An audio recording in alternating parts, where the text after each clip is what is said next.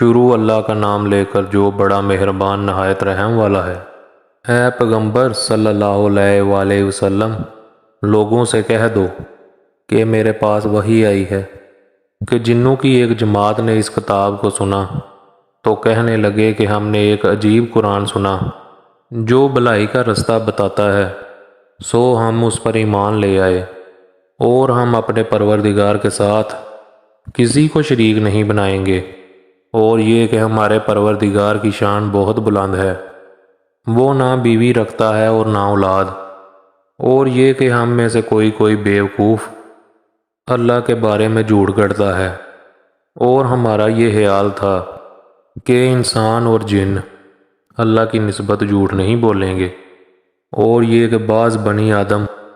بعض جنات کی پناہ لیا کرتے تھے، تو اس سے ان کی سرکشی اور بڑھ گئی تھی، اور یہ کہ ان کا بھی یہی اعتقاد تھا جس طرح تمہارا تھا کہ اللہ کسی کو نہیں زندہ کرے گا، اور یہ کہ ہم نے آسمان کو ٹٹولا تو اس کو مضبوط چوکی داروں اور انگاروں سے بھرا ہوا پایا، اور یہ کہ پہلے ہم وہاں بہت سے مقامات پر فرشتوں کی باتیں سننے کے لیے بیٹھا کرتے تھے، اب کوئی سننا چاہے تو اپنے لیے انگارہ تیار پاتا ہے، اور یہ کہ ہمیں معلوم نہیں کہ اس سے اہل زمین کے ساتھ برائی مقصود ہے یا ان کے پروردگار نے ان کی بھلائی کا ارادہ فرمایا ہے، اور یہ کہ ہم میں سے بعض نیک ہیں اور بعض دوسری طرح کے،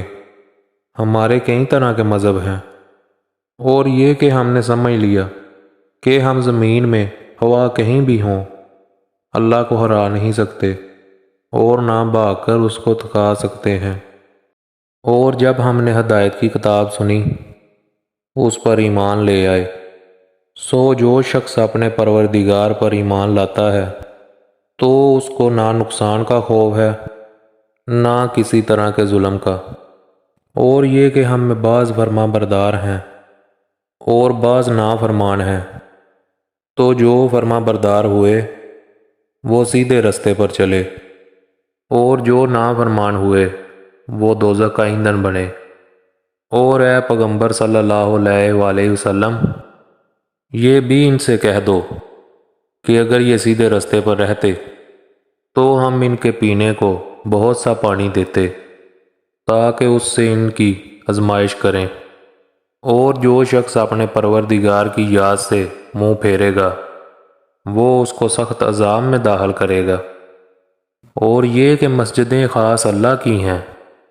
تو اللہ کے ساتھ کسی اور کی عبادت نہ کرو، اور جب اللہ کے بندے یعنی یہ پیغمبر صلی اللہ علیہ وآلہ وسلم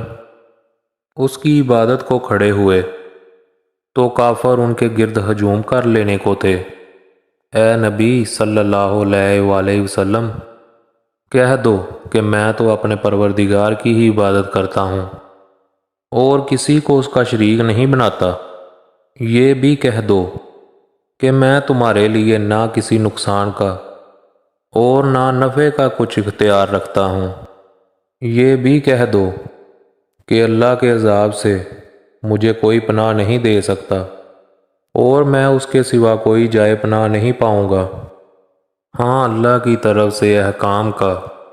اور اس کے پیغاموں کا پہنچا دینا ہی میرے ذمے ہے، اور جو شخص اللہ اور اس کے پیغمبر کی نافرمانی کرے گا تو ایسوں کے لیے جہنم کی آگ ہے، وہ ہمیشہ ہمیشہ اس میں رہیں گے، یہاں تک کہ جب یہ لوگ وہ دن دیکھ لیں گے جس کا ان سے وعدہ کیا جاتا ہے، تب ان کو معلوم ہو جائے گا کہ مددگار کس کے کمزور ہیں اور شمار کن کا تھوڑا ہے۔ کہہ دو کہ جس دن کا تم سے وعدہ کیا جاتا ہے میں نہیں جانتا کہ وہ عن قریب آنے والا ہے یا میرے پروردگار نے اس کی مدت دراز کر دی ہے، وہی غیب کا جاننے والا ہے، سو کسی پر اپنے غیب کو ظاہر نہیں کرتا، ہاں جس پیغمبر کو پسند فرمائے اور اس کو غیب کی باتیں بتا دے تو اس کے آگے پیچھے نگہبان مقرر کر دیتا ہے تاکہ معلوم فرمائے کہ انہوں نے اپنے پروردگار کے پیغام پہنچا دیے ہیں، اور یوں تو اس نے ان کی سب چیزوں کا ہر طرف سے احاطہ کر رکھا ہے اور ایک ایک چیز گن رکھی ہے۔